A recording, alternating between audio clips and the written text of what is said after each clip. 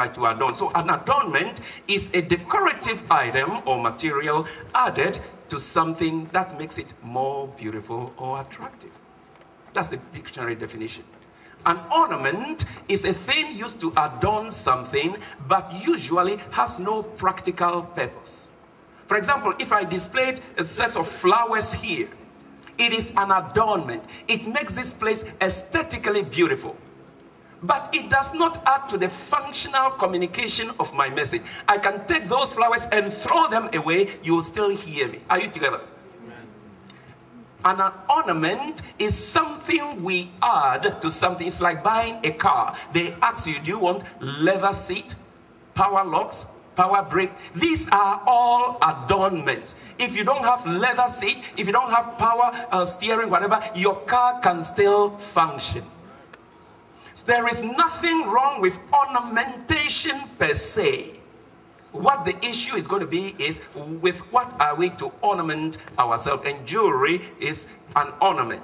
And it consists of necklaces, rings, bracelets, and all of these things typical of this. So the question is, does the Bible encourage the use of jewelry, bodily adornment?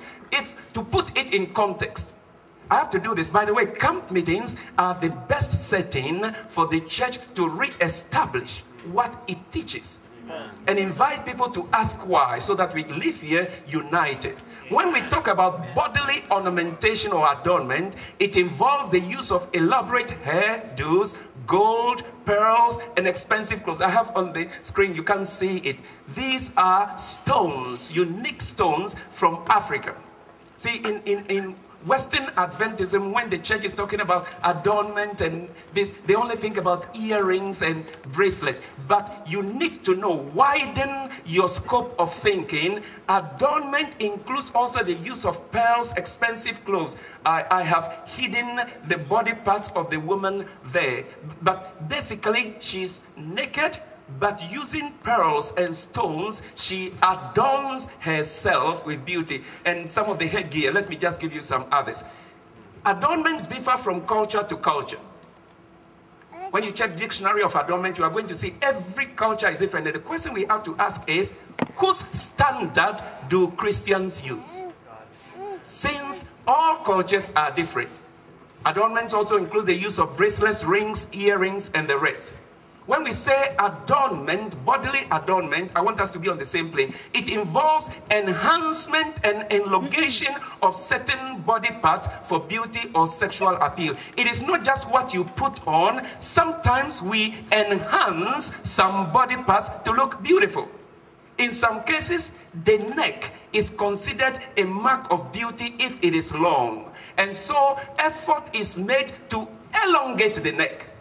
From the moment a person is born, rings of metals are put around the neck or beads around the neck, and then these extend it. So that the longer the neck, the more beautiful. Can Christians do this? Sometimes body enhancement involves parts of the body. Let's say the lips.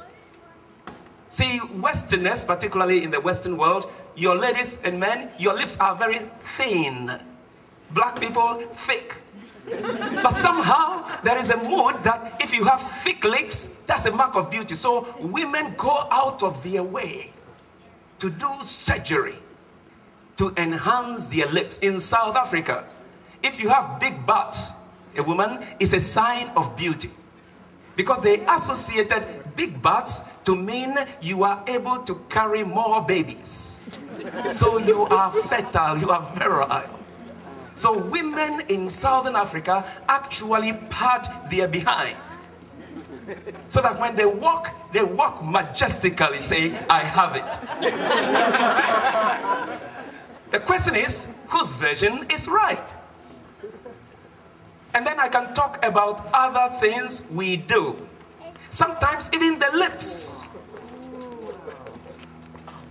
Whereby the longer, the wider your lips, the better. So from the childhood, they drill a little hole in your lips, then they put, a round circular plate in there.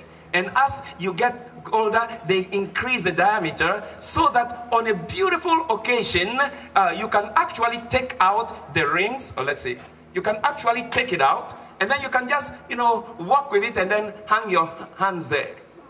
And then on special occasions, you can then put the metal decorated plate there. And this is beautiful. Now the question is, whose version of beauty? I'm bringing this to your attention so that you broaden your understanding of the biblical teaching about adornment. Different cultures have different versions of beauty. For some, it is the eye. A new fad is sweeping Asia, particularly among Koreans, because they have tiny little eyes. They think big eyes is a mark of beauty.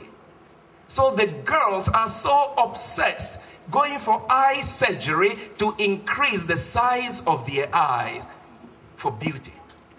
In my country, Ghana, West Africa, if you are a lady and you have a gap in your teeth, it is a mark of beauty.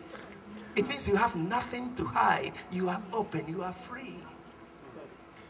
If yours are as sealed as mine, too bad for you.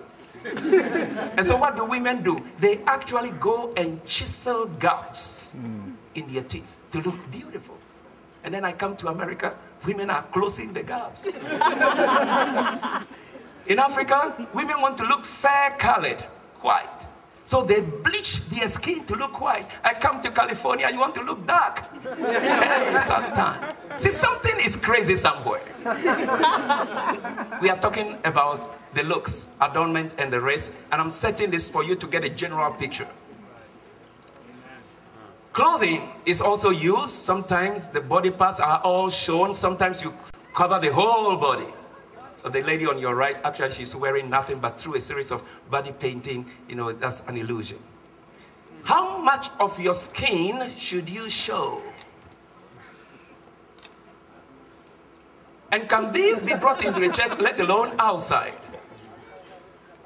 What about this one?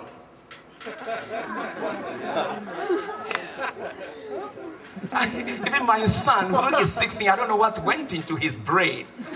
Now he dressed, with this. I said, Sam, you better dress up. This looks like you just pooped and you can't handle it. Something is happening. What about tight clothing? And very revealing ones. Hey, you shouldn't be shocked. This is California too. Okay? Ornamentation also involves the feet. Paint the feet and use all kinds of things to look beautiful. We are talking about looks. It involves painting and decoration of the fingernails. Not just painting to look beautiful, but also the wearing of add-ons like gold-plated nails. You actually put it there to look beautiful. So when I wave my finger, you see all the gold. Hey, I'm somebody. Does the Bible speak about all these too? You better believe it. It also involves the growing of long fingernails, whether natural or artificial. This is the world's longest fingernail. It's 33 inches long and it has been grown for 27 years. You ask, how does this person eat? Does he even take a shower? Some are not so exotic, but they do so in different ways. These are all considered beauty. Oh, by the way, there are scientific articles showing that the longer you grow your fingernails, you are actually sheltering bacteria. It's a health issue as well, so let me not go there. Hair is another one. See, those of you with white hair, I'm sorry, you don't have it. If you have black hair, you can do all kinds of things with it. Real things. And talking about beauty, I can take you to some parts of the world where tribal beauty, to enhance the hair's appeal, they use nature. They can actually go grab some grass, some weeds, some flowers, and then weave it into their hair, and that is beautiful. And don't tell me these are not beautiful. Who are you to judge? That's the latest version. Who are you to judge? So if you think your hairstyle is okay, then you must grant these individuals also their right to say that's okay. And since we are a global church, you should have no problem if I come to church with weeds and grass